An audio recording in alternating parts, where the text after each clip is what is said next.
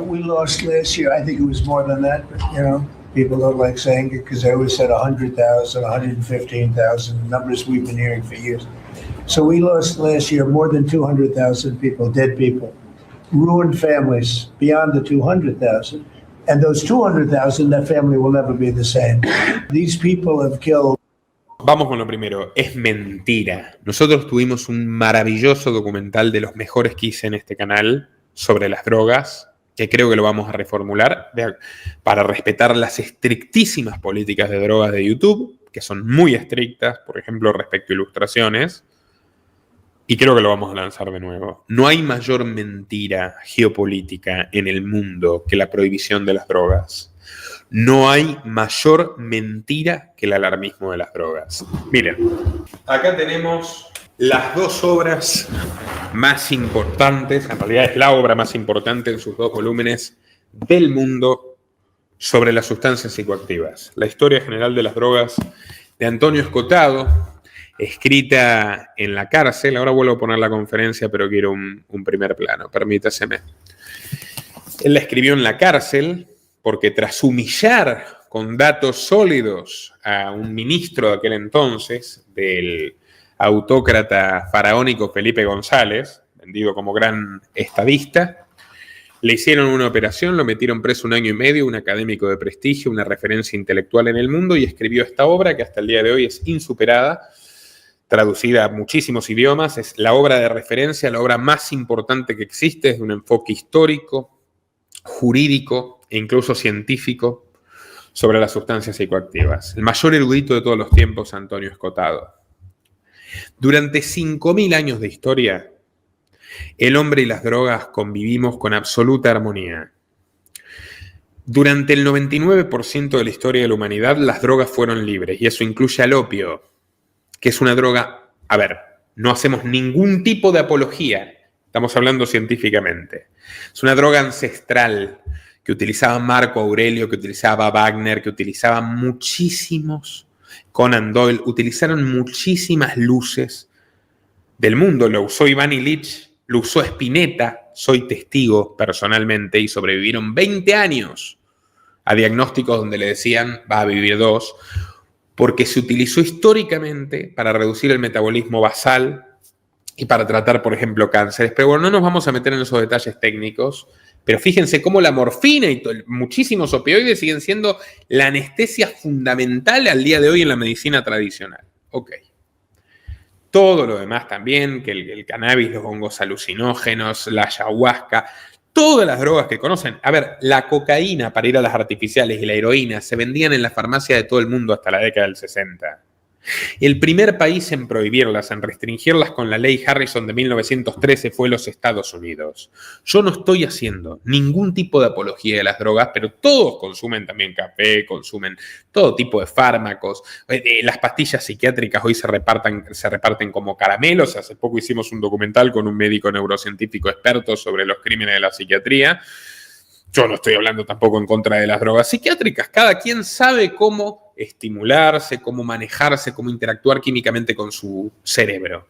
Cuando había libertad de drogas y había un contexto informado y la gente compraba cocaína o heroína en las farmacias y en los herbolarios, compraban, marihuana o lo que fuere, prácticamente no había los problemas de seguridad y los problemas sanitarios que vemos hoy.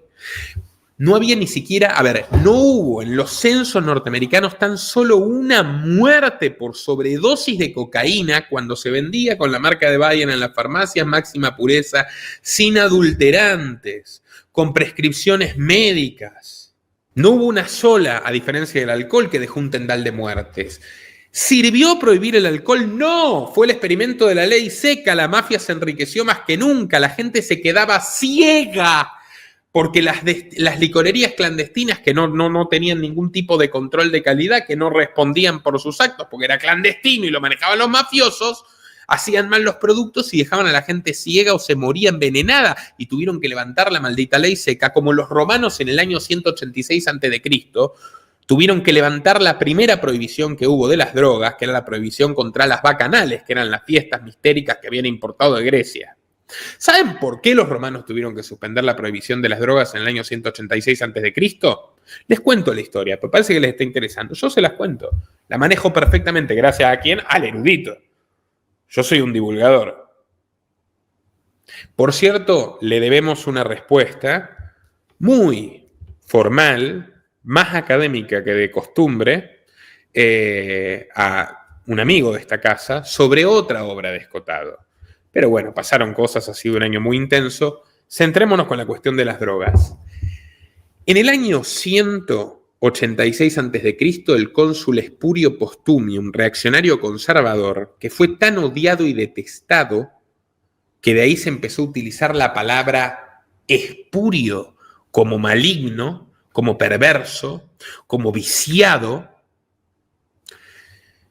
hizo caso a una petición de las facciones más conservadoras del Senado y comenzó a perseguir las bacanales y a las vacantes. Las bacanales eran las fiestas mistéricas iniciáticas que Roma estaba importando a través de un proceso espontáneo que fue el de helenización. ¿Por qué fue espontáneo? Porque Roma, que era un pueblo militar bastante bruto en sus orígenes, de campesinos que sabían hacer la guerra y nada más, cuando conquista esa Grecia, hundida en la guerra civil, ¿ok? Tras las guerras civiles, con financiación persa, la guerra del Peloponeso, tras epidemias, tras que los aplasten los macedonios con Filipo y tal. Bueno, lo mismo que Filipo, que educó con Aristóteles a su hijo Alejandro Magno, los romanos dicen, bueno, tenemos esta cultura espectacular, infinitamente superior y mucho más útil que la nuestra a nuestra disposición, tomemos lo mejor de ella. Y tomaron todo, la religión, incluso el consumo de sustancias psicoactivas y estimulantes que caracterizaba ya a los griegos. Estas fiestas, las bacanales, eran fiestas orgiásticas, eran fiestas donde se tomaban, por ejemplo, licores enriquecidos con opio, que es algo que también, por ejemplo, el vino del cáliz de las primeras comuniones de los cristianos primitivos también era así. Las hostias eran psicoactivas, por eso era una experiencia, digamos, la transustanciación de comer el cuerpo y la sangre de Cristo tiempo después. Bueno, todos estos rituales iniciáticos en la época romana precristiana pasaban a través de las bacanales, donde además había un pacto, digamos, de silencio entre los participantes, y era algo que no tenía ninguna víctima, no ofendía a nadie, era parte, digamos, del ritual de iniciación, y bellas sacerdotisas, las bacantes, eran las que distribuían sabiamente tanto los manjares como las sustancias. Bueno, entonces, ¿qué pasa cuando no hay delito? De hecho, los romanos inventaron el derecho que usamos hasta hoy, ¿no? Con sus cuestiones de injusticia, con sus cuestiones contractuales bastante interesantes, o sea, con un montón de cosas rescatables, con un montón de cosas propias, un poco de una sociedad tiránica de conquista, pero bueno, ¿qué pasa cuando no hay víctimas y realmente no hay delito? ¿Qué es lo que pasa con las drogas? O sea, el que compra drogas, las compra en su derecho, como el que bebe, como el que fuma un cigarrillo, como el que toma pastillas psiquiátricas, como el que juega en un casino, como el que las toma en su derecho. Los vicios no son delitos, como dice el gran Lisandro Spooner. A ver, no hasta acá. Bueno, no vamos a abusar de librismo, pero lo tengo. De hecho, lo traduje yo al español, financié la traducción de Daniel Duarte al español. A ver, amigos, ¿qué pasa cuando no hay víctima? ¿Cómo se persigue?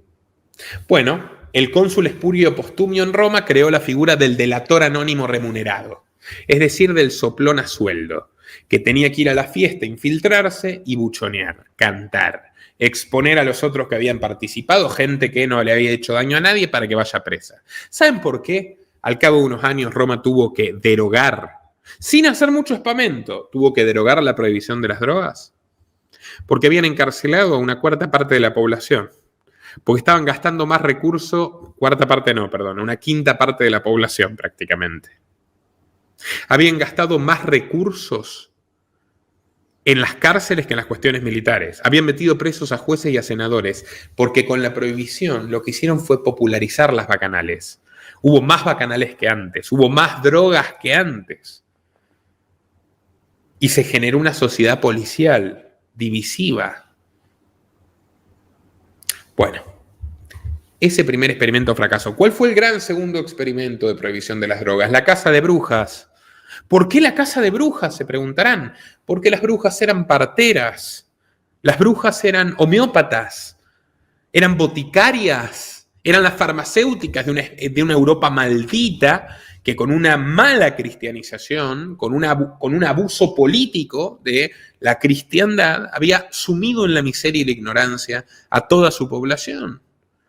Y las brujas, custodias de las tradiciones paganas, curaban a los enfermos en una Europa donde por esa ignorancia, esa pobreza, esa peste, ese monopolio del conocimiento por parte de una iglesia corrupta que era un gobierno transnacional como hoy los globalistas,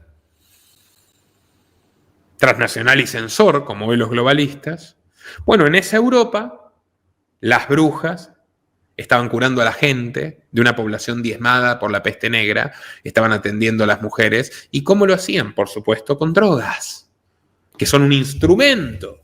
Farmacón en griego, ¿qué significa? Farmacón, de donde viene farmacéutico, de donde viene farmacia, de donde viene fármaco. Farmacón significa remedio y veneno. Todo depende de la dosis. ¿Cómo se determina la dosis? A través de la ciencia, a través de los prospectos médicos, a través de los controles de calidad, a través de la educación, no de la prohibición, de la educación. Antes de la prohibición de la cocaína, que los norteamericanos empiezan en 1913 y extienden a todo el mundo en 1971, aliados con los comunistas soviéticos, que también estaban ansiosos de restringir la autonomía individual y la soberanía individual de las personas, antes de la prohibición mundial y antes de la prohibición, no había crack, no existía el Paco, no existía el Chespi. Todos los latinoamericanos saben perfectamente. Paraguayos, Chespi, argentino, Paco, no sé cómo lo dicen en Uruguay, pero Uruguay tiene muchos más, una tasa de homicidio 3 veces más alta que Argentina o Paraguay, por ejemplo. Y de suicidios, y tiene un montón de zombies en las calles. Bueno, ¿qué son? Son gente fallada, que si no fuera con eso, se revienta con alcohol, si son los mismos que se emborrachan si no tienen. Bueno, pero ¿por qué se matan con el crack? Porque es veneno, porque es residuo, es pasta base, es basura. Son los residuos de la producción de cocaína en talleres clandestinos espantosos, de sustancias cortadas y adulteradas por monos y primates, sustancias que fueron creadas por empresas farmacéuticas. Sustancias que tenían una mortandad infinitamente menor cuando se vendían en el mercado libre, en lugar de manejado por las mafias. Pero claro, ¿cuál es el punto? ¿Cuál es el punto? ¿Por qué le están dando veneno a esta gente? Porque esta gente por un lado está el que se quiere matar a sí mismo. Y no se puede chocar con esa voluntad. Obviamente uno le va a recomendar a la gente que jamás se suicide, uno está, por supuesto, que en contra del suicidio, pero eso no significa que sea un delito. ¿Qué le vamos a dar? ¿Pena de muerte a los suicidas? Es una estupidez esto, ¿no? La gente es dueña de su vida. Obviamente que va a elegir cómo terminarla. Y por otra parte, la mayoría absoluta... Miren, yo me acuerdo haber tenido este debate cuando tenía 17 años. Yo no había probado una gota de alcohol, no había probado ninguna sustancia psicoactiva. Luego probaría muchísimas y elegiría las que me gustan y las que no, las que me parece que van con mi temperamento y las que no, como cualquier persona informada. Pero en ese momento yo tenía este mismo punto de vista y lo expuse en una clase donde mis compañeros, que eran todos unos porreros hipócritas, que sí fumaban, que sí bebían, que sí se emborrachaban, que eran irresponsables en su consumo, cosa que yo jamás fui, ellos estaban a favor de la prohibición. Pues decían, ay no, porque si no, ¿cómo? ¿Quién? Y van a ir a comprar esto y se van a matar. No, hermano. No, la gente va si quiere comprar y matarse con algo, va y compra y se mata, ya sea alcohol o sea cocaína, aunque esté prohibida y lo haga de manera clandestina, va a tener más chance de matarse así. Pero y el profesor, muy prudente, dijo, un hombre que tenía calle y sabía ver, señores, ¿saben cuántos profesores conocí en la universidad que dan las clases estimulados? Y jamás le pusieron la mano encima a nadie, y jamás conducieron a excesiva velocidad, y jamás agarraron un arma y le robaron a nadie. A diferencia de muchos que le dan al alcohol y se mataron en un accidente, por ejemplo, y mataron a 4 inocentes también. El profesor sabía que yo tenía razón. En el fondo de la conciencia racional, cualquiera de ustedes lo sabe, aunque nunca haya probado una droga, es sentido común. Una droga ilegal, es sentido común. ¿Cuánta gente se mata con sobredosis de benzodiazepinas que se la prescribe el psiquiatra? ¿Cuánta? Bueno, el fenómeno del yonki es una operación de inteligencia, lo cuenta Escotado. Con el contexto de la prohibición, por ejemplo, extorsionan a un escritor que justamente le gustaba mucho la heroína y se llamaba William Burroughs, que era un aristócrata, que su tío se había quitado la vida, ¿pero por qué? Porque tenía terribles dolores crónicos y cuando la ley Harrison le restringe el opio, el tipo no tenía nada para paliar sus dolores. Era una droga de uso médico, no de uso recreativo. Y se mató porque no soportaba los dolores. Y Burroughs, que era heroinómano, lo contacta a la policía, el FBI, y le dice, bueno, mira, yo te voy a dar, toma lo que vos querés, ahora que está prohibido, pero vos me vas a escribir lo terrible que es ser adicto a las sustancias y que es verte obligado a robarle a tu madre y robar en las calles y dormir tirado en un cartón y que te caiga la lluvia encima y que eres un estropajo humano. Bueno, entonces William Burroughs escribió por encargo de la policía una novela llamada Yonki, que en España se utiliza al día de hoy como sinónimo de adicto reventado, ¿no? Inventó un estereotipo al cual mucha gente que no le gusta trabajar, que no le gusta hacerse responsable de sus actos, que no le gusta respetar al prójimo, se agarra del estereotipo y dice, soy una víctima de las drogas. No, hermano, no sos una víctima de las drogas, sos un hijo de mil puta, sos un asesino, sos un ladrón, sos un maldito inútil. ¿Saben cuántos conocí también que son sobrios? Que nunca probaron una gota. La cantidad de psicópatas, a los psicópatas en general, como les gusta tener todo absolutamente controlado, decía Ricardo, no confíes en un hombre que no bebe, se teme a sí mismo. Claro que sí, claro que sí. Y a mí particularmente el sabor del alcohol no me agrada mucho, pero los psicópatas muchas veces matan y toman sin drogas, y si se drogan también matan. Y roban, porque el problema son ellos, no las sustancias. Esto es como las armas. María Corina le sacó las armas a los venezolanos, iban a ser armas que iban a necesitar para defenderse de las armas de los asesinos del chavismo. Las armas no matan, matan las personas. Bueno, ¿de dónde salen los 200.000 muertos por droga en Estados Unidos? Nadie sabe. Son números que se inventa Trump cuando dijo, hundí ese barco y salvé 30.000 familias. No hay datos, es toda una maldita guerra de propaganda. ¿Y por qué? ¿Por qué la Unión Soviética y Estados Unidos entre 1969 y 1973 se ponen de acuerdo para combatir las drogas en todo el planeta? Porque era una coartada en la Guerra Fría para que Estados Unidos controle la seguridad y se meta personal militar y policial en los estados de medio planeta y la Unión Soviética lo haga en los de otro medio planeta, más de lo que lo hacían ya, para supervisar la guerra contra las drogas, la amenaza común contra la humanidad. Metiéndose en la casa de la gente, metiéndose en sus cuentas bancarias, metiéndose en su billetera, metiéndose en su cuerpo, biopolítica. Todos los que están en contra de, por ejemplo, las políticas sanitarias coercitivas, obligatorias y compulsivas tienen que estar en contra primero de la prohibición de las drogas, porque es algo que está completamente ligado. Que el gobierno te diga qué puedes tomar y qué no, para luego obligarte a tomar algo que no quieras o obligarte a dejar de tomar algo que sí querés. ¿Quién diablos son, malditos burócratas? Somos adultos, dueños de nuestro cuerpo. De lo único que debe ocuparse la ley es de que yo no me meta en tu cuerpo, de que yo no me meta con tu propiedad, de que yo no me meta con tu vida, de que yo no me meta con tus derechos. Después lo que yo haga es problema mío. ¿Y sufrirá mucha gente o no? Sí, bueno, no sé. O no. Yo no voy a sufrir a nadie particularmente. ¿Qué sé yo? No todo lo que no te guste debe ser delito. Además, ¿qué virtud moral hay, por ejemplo, el que cree que drogarse está mal? Bueno, la virtud de no drogarse tiene que ser una elección individual, no tiene que ser algo impuesto por otros. Si no, ¿dónde está el libre albedrío? ¿Dónde está la conciencia? Y además la mayoría de los que señalan eso lo hacen con un whisky en la mano y unas pastillas en la otra, ¿verdad? O tomando un café, por ejemplo. O la nicotina, que es mucho más adictiva que la cocaína incluso, según las fuentes médicas oficiales.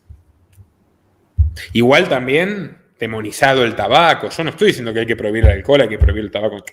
No hay que prohibir nada. Pero bueno, el cuento este del fentanilo. ¿Ustedes se creen que el fentanilo de Estados Unidos viene por China? ¿Pero de qué están hablando, amigos? China es una sociedad. Si quieren ver las sociedades más antidrogas, Corea del Norte, China, Singapur, países islámicos, comunistas, dictaduras totalitarias. Los más antidrogas, ¿eh? En Singapur te sellan el pasaporte y dice drug penalty for traffickers. Para quien vendes un porro, fumás un porro, pena de muerte. No son países muy civilizados en términos de libertades individuales, ¿no? Bueno, ¿ustedes creen que China le vende fentanilo a Estados Unidos? Pero si el fentanilo fue patentado por una compañía estadounidense, ¿de qué me hablan? ¿Qué es el fentanilo? Un opiáceo, como la metadona, que era para desenganchar a la gente de la heroína, pero resultó más dañina que la heroína. ¿Quién entra el opio a Estados Unidos? Por ejemplo, busquen las noticias, los aviones militares y helicópteros estadounidenses que venían desde Afganistán entraban toneladas de drogas. El cártel de Fort Bragg, ¿se acuerdan que tratamos el cártel de Fort Bragg? Los militares norteamericanos manejando el narcotráfico interno en Estados Unidos. ¿No fue Estados Unidos el que puso un agente de la CIA llamado Noriega en Panamá y luego lo sacó diciendo que era un narcotraficante? ¿No fue Estados Unidos con la CIA quien impulsó a Pablo Escobar contra otros cárteles que se les habían revelado? ¿Y no fue la misma CIA quien mató a Pablo Escobar, o la DEA, quien mató a Escobar en los años 90 porque Pablo Escobar se les había vuelto díscolo? Entonces pusieron a otro para que maneje el narco. ¿Estados Unidos no hizo eso con el Chapo, que ahora lo tiene preso? Así que Estados Unidos pone y saca a los jefes del narco. Porque además, ¿dónde está el dinero del narcotráfico? No me digan que en el sistema bancario estadounidense. Bueno. Breve reflexión sobre las drogas. Continuamos, retomamos por favor con la conferencia de Trump que quiero seguir analizando. Over 200,000 people actually killed over 200,000 people last year, and those numbers are down. Those numbers are down. They're way down. And they're down because we're doing these strikes, and we're going to start doing those strikes on land too. You know, the land is much easier. It's much easier. And we know the routes they take. We know everything about them. We know where they live. We know where the bad ones live. And we're going to start that very soon too. Mr. President, thank you so much, Mr. You President. know what, when we start that, we're going to drive those numbers down so low. And then you're going to have families be able to live without the fear of their son or daughter just having a pill to have a little fun and ending up dying within a period of 60 seconds, right? No, we're not going to let that happen. We're not going to let it continue to happen. What Biden did to this country by allowing all these... No puedo más. Necesito mostrar una cosa. Primero, Trump está negociando desde que llegó al poder la legalización nacional de la marihuana, que ya está en medio Estados Unidos, está legalizada, pero al resto del mundo lo obligan a mantenerla prohibida, a meter gente presa por una droga que no mata a nadie. No hay una sola muerte, datos científicos oficiales, no existe una sola muerte en el planeta producto del uso de la marihuana, ¿ok? Lo dijo, Lo dijo, la última vez que lo dijo es en agosto, que está considerando calificar a la marihuana como una droga menos peligrosa. Revista Forbes, aquí lo tienen. O sea, el mismo tipo empieza a reconocer que el discurso es basura poco a poco y que es un dispendio de dinero totalmente estúpido. Todos los lugares de Estados Unidos donde han legalizado bien, como California, como Oregon, Italia, hay producción y vende Philip Morris cigarrillos canábicos y se venden tiendas. ¿Saben qué? Se han disminuido todos los casos de consumo problemático de todo. Porque hay muchísima gente que ahora que puede comprar legalmente marihuana, de repente no quiere comprar algo más nocivo, ilegal y de mala calidad. Si ahora tiene un mercado de opciones, de buena calidad, de un producto más sano, aunque por supuesto que abusar del consumo de marihuana también tiene consecuencias negativas. No estamos haciendo apología de nada, estamos hablando de datos duros con un enfoque educativo y periodístico. Y les voy a mostrar una cosa más que es lo que yo les decía, que es la cuestión de aviones militares estadounidenses, heroína, Afganistán. No es que me lo invento yo. O sea, no es que se me ocurrió a mí. ¿Me explico? O sea, literalmente los estadounidenses metían en helicópteros y aviones militares heroína. ¿Ok? Literalmente. Los estadounidenses metían heroína en su país traída directamente de Afganistán. La CIA, señores, la CIA vendía crack en barrios pobres de Estados Unidos para financiar a grupos terroristas en el extranjero. Búsquenlo en Wikipedia. Rol de la CIA en el tráfico de cocaína. Ellos vendían la droga dentro de Estados Unidos. ¿Ustedes creen que eso cambió? ¿Cómo creen ustedes que en las calles de Filadelfia, como se ven en los documentales, están los zombies? O en las calles de Los Ángeles están los zombies tirados en las calles comprando y consumiendo, que hasta el gobierno les da droga para reanimarse y todo lo demás. Porque es obvio que también incluye un plan de reducción poblacional contra grupos indeseables.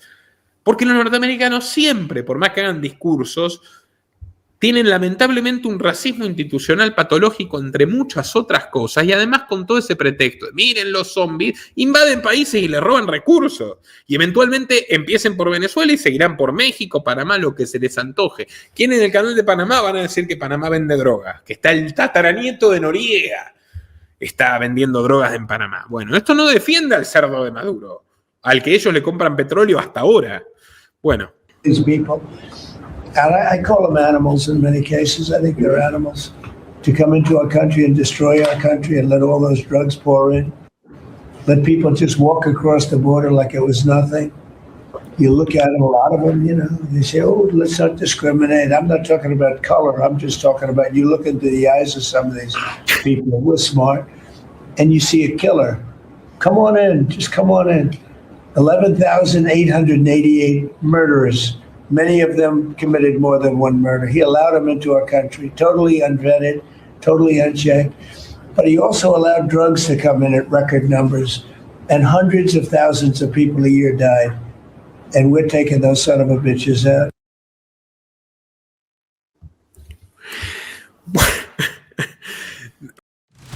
Hace más de 5 años abrí este canal porque creo que educar es combatir. Y ni en el mejor de mis sueños pude vislumbrar a dónde llegaríamos juntos. Más de 750.000 suscriptores, más de 180 millones de visitas y un batallón de documentales exhaustivos que desenmascaran a los peores villanos y tiranos de nuestra era. Estoy eternamente agradecido a ustedes, mi público, por permitirme hacer lo que más amo, un periodismo veraz, independiente, libre y combativo. Hoy somos un equipo de 10 personas trabajando de lunes a lunes para ti, que nos miras. Y cada uno de nosotros depende de quienes están detrás de la pantalla. Esto es un ida y vuelta. Gracias a ustedes sobrevivimos a 2 hackeos que amenazaron con dejar nuestro canal reducido a cenizas. A una injusta crisis con la plataforma que resolvimos, pero implicó deshacernos de nuestros 500 primeros videos, que algunos hemos relanzado con ediciones y también están en patreon.com/Nicolás Moraz. Pero lo más importante de todo es que ustedes, amigos, me persuadieron de no bajar los brazos, ni siquiera después de sentir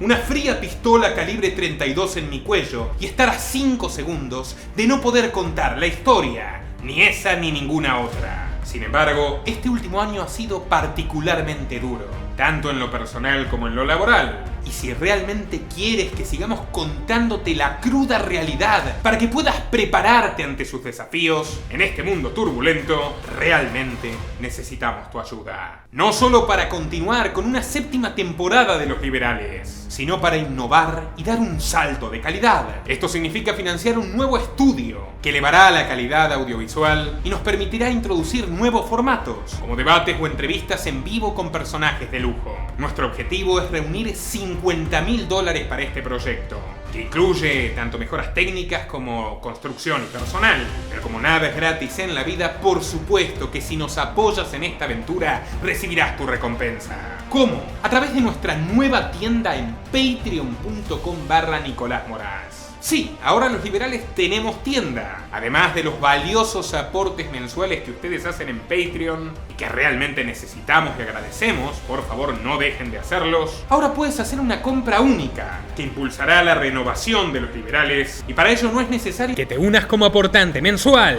Entras a patreon.com/Nicolás Moraz y compras lo que quieras. En nuestra tienda podrás obtener por $25 una carta de agradecimiento personalizada y firmada por mí. Por $50 la misma carta más un clip de agradecimiento a tu persona o a quien desees. Por $100 podrás tener una amplia videollamada conmigo sobre los temas que quieras. A partir de $250 podrás encargarle a este equipo periodístico de lujo un informe sobre el tema que tú quieras. Por supuesto, tratado desde nuestro enfoque. Y con $1000 puedes conseguir un documental de 1 hora y media, de esos que hacen historia. Y cuidado, desde $1500 podrás adquirir opciones para publicitar tu marca en este canal, uno de los principales medios independientes de YouTube en español y de los más seguidos por los hispanos en Estados Unidos, los españoles, los mexicanos, los argentinos y el resto de América Latina. Y atención, cualquier compra que hagas te dará un gran descuento si quieres unirte a nuestra familia de mecenas con los planes mensuales. Ahora, estimado amigo o amiga, depende de ti. ¿Seguiremos creciendo juntos? Ingresa a patreon.com/Nicolás Moraz y hazlo realidad.